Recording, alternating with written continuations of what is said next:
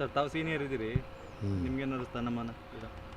ನನಗೆ 4 ಬಾರಿ ಶಿವಮೊಗ್ಗ ಜಿಲ್ಲೆ ನಾನೇ ಸೀನಿಯರು, 4ನೇ ಬಾರಿ ಗೆದ್ದಿರೋದು.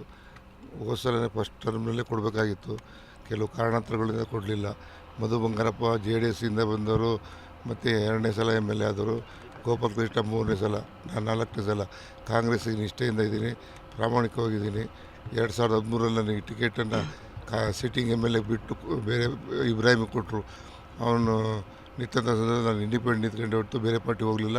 ಸೆಕೆಂಡ್ ಪ್ಲೇಸ್ ಬಂದು ನಾನು ಸೋತೆ. ಹಾಗಾಗಿ ಪಕ್ಷದ ನಿಷ್ಠೆ ಪ್ರಾಮಾಣಿಕವಾಗಿದ್ದೀನಿ. ನನಗೆ ಇವತ್ತು ಒಂದು ವಿಶ್ವಾಸ ಇದೆ, ನಂಬಿಕೆ ಇದೆ. ಆ ಸೀನಿಯರ್ಗೆ ಹಿರಿತನದ ಆಧಾರದ ಮೇಲೆ ನನ್ನನ್ನು ಗುರುತಿಸಿ ಶಾಸಕ ಸ್ಥಾನ ಮಂತ್ರಿ ಸ್ಥಾನ ಕೊಡ್ತಾರೆ ಅಂತಕ್ಕಂಥ ನಂಬಿಕೆ ವಿಶ್ವಾಸ ಇದೆ. ಯಾವ ಖಾತೆ ಮೇಲೆ ಇಂಟ್ರೆಸ್ಟ್ ಇದೆ ಸರ್ ತಮ್ಮದು? ಯಾವ ಖಾತೆ ಯಾವ್ದಾರು ಕೊಟ್ಟರೆ ಆಯಿತು, ಮಂತ್ರಿಗಿರಿ ಕೊಟ್ಟರೆ ಸಾಕು. ಫಸ್ಟು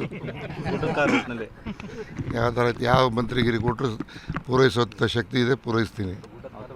ಸರ್, ಈಗ DK ಶಿವಕುಮಾರ್ ಅವರು ಈಗ ಮುಖ್ಯಮಂತ್ರಿ ಆಗ್ತಾರೆ, ಅವ್ರ ಮುಂದಿರುವಂಥ ಸವಾಲುಗಳು ಏನೇನಿದೆ ಸರ್?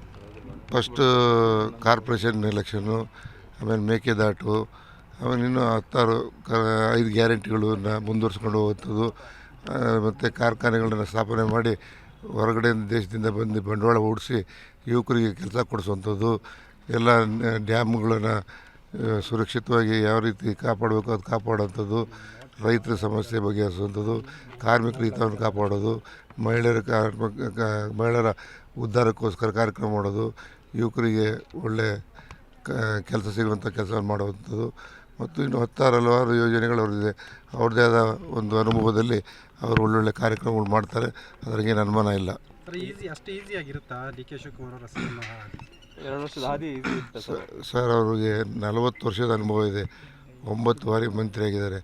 ಅವರಿಗೆ ಅನುಭವದ ಬಗ್ಗೆ ಕೊರತೇನಿಲ್ಲ, ಸಾಕಷ್ಟು ಅನುಭವ ಇದೆ. ಅದ್ರ ಬಗ್ಗೆ ನಾವು ಏನು ಹೇಳೋಂಥದ್ದೇ ಇಲ್ಲ.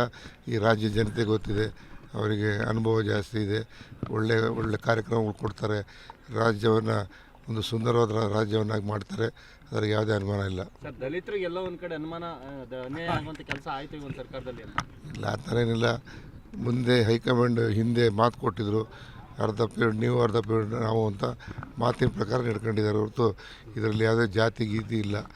ನಮ್ಮ ಕಾಂಗ್ರೆಸ್ನಲ್ಲಿ ಜಾತಿ ಇಲ್ಲ. ದಲಿತರ ಪರವಾಗಿರ್ತದೆ ಅಂತ ದಲಿತರನ್ನ CM ಮಾಡಲಿಕ್ಕೆ ಯಾಕೆ ಮುಂದಾಗಲಿಲ್ಲ ಅಂತ ಅದು ಹೈಕಮಾಂಡಿಗೆ ಕೇಳಬೇಕು ನೀವು. Okay, thank you.